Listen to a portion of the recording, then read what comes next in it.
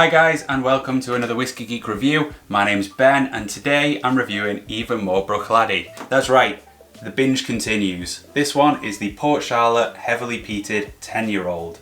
So this is the whisky that supersedes the Scottish barley Heavily Peated, and now it comes with a 10-year age statement. But all they're saying on this one is 10 aged years in oak casks. They're not telling us what makeup of casks, refill, bourbon, but the presumption is it's along those lines. But at least now we have an age statement, step in the right direction. And of course, it being Port Charlotte Bruichladdich, it is unchill filtered, uncoloured, and bottled at 50%. Ticking a lot of good boxes here already. Now if you saw my recent review of this Scottish barley Heavily Peated, you may have noticed that I thought it didn't quite taste like Islay peat. There was something that didn't sit right with me. I thought it made more sense as a Highland peat profile. So I got in touch with the distillery and they've been back to me. The peat at the moment is from Inverness, in close proximity to Baird's Maltings. Once our own maltings are built, we will use local peat. The only reason we don't do this at the moment is it's a nightmare logistically to ship peat to the other side of the country. So, it isn't Islay peat. That means that the Islay flavour that is coming through this, that ozone maritime tang, is all from the maturation in the Bruichladdich warehouses on the coast of Lochindale.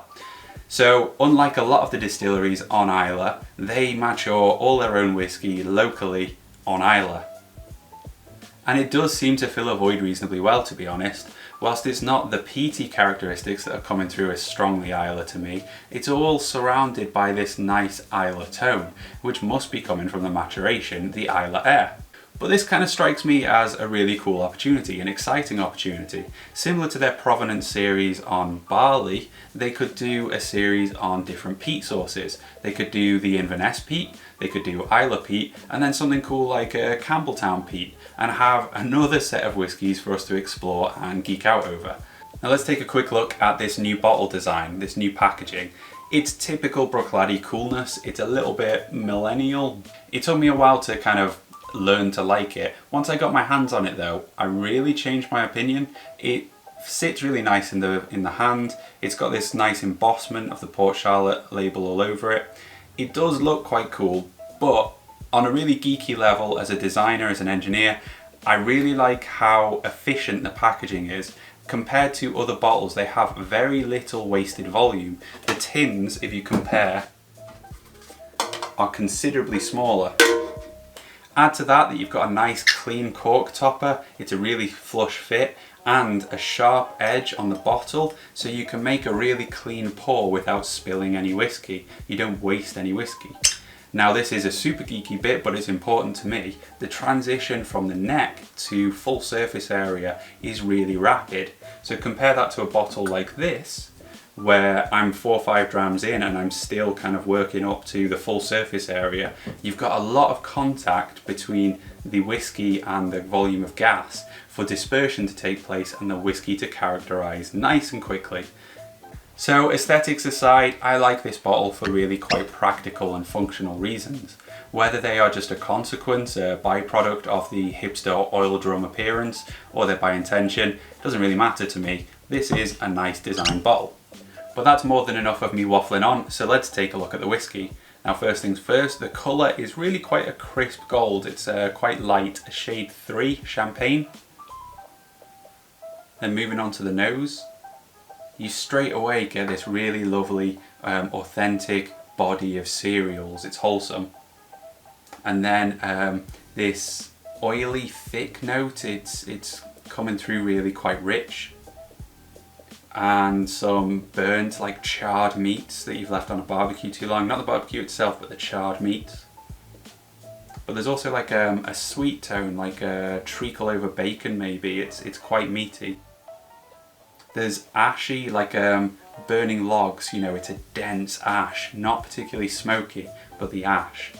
In the background of that, there's kind of a maritime tang. It's quite subtle, but it's a little bit salty. A bit of a prickle and a little bit solventy, but it's not cloying by any means. And a touch of a rubber tone. Then it kind of takes a fruity turn. It's reminiscent of Ardbeg 10. It's got some tart citrus fruits, kind of lime and pineapple. and kind of burnt whole grain toast as well. It's still, everything's kind of carbonized, it's burning. I'm going looking for wood, but there's a subtle musty note, but what I am finding is more of like a vanilla curd. It's a little bit creamy. There's quite a lot to that one on the nose. It's fun to explore because there are layers to it, and it's really pleasant as well. Even at 50%, it's not coming across particularly hot or aggressive. Now to move on and taste it. The palate opens up straight away with this lovely cereal barley tone again, but then the textural experience is quite notable. There's a bit of a prickle, it's warming, but it's wonderfully oily and thick, very mouth coating. Then you get some more of that meaty tone, bacon, but rather than treacle there is a sweetness. It's kind of like syrupy sweet, it's more white sugar than it is burnt sugar. And it's backed up by some fruits as well. There's apricots and exotic fruits. I think more of that pineapple comes in, and maybe some mango. That prickle is dissipating sip after sip. It never quite disappears, but it really mellows out and becomes quite pleasant, and just a nice warmth behind it all. It's got a lovely sweet cereally body that's backed up. It's surrounded by this ashy smoke, and there is some wood evident on the palate as well. It's kind of musty old woods. It carries through very nicely from the nose to the palate. You know, with a lot of whiskies you get a small decrease in the flavours, but on this one it kind of shifts focus, but I think it's just as rich, it's just as pleasant, certainly. Now the finish has all of that heat, all of that warmth, and a little bit of prickle still in there. It's kind of peppery, but its musty wood is still carrying through very nicely, backed up by some softer tannins, a little bit of that cereal wholesome tone, and some citrus, and there's a kind of a treacly sweetness lingering on as well, very much in the background, but it's just got this nice little sweet tone. And it does deliver really quite a nice long lingering finish as well.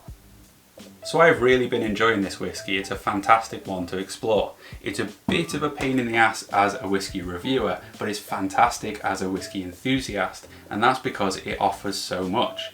Now I'll flash up some notes on the screen so that you can take a pause and see what I found, but as you let it breathe, it characterizes, it evolves. As you add a touch of water to about 48%, it unlocks different layers, again 46%, 44%. For me, I prefer it at full strength 50%, but at both 46 and 44, I found that there were new layers to it, new elements to explore. So it's worth, if you get it, if you get your hands on it, take that journey for yourself and see where you like it most.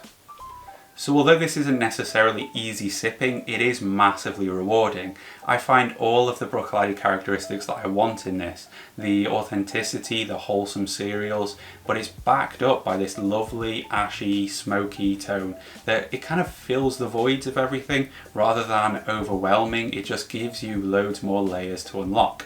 So I've rated this one a solid 87 out of 100. Although it's not obviously Islay peat profile, the coastal, the maritime maturation, it fills the voids and it doesn't leave you wanting.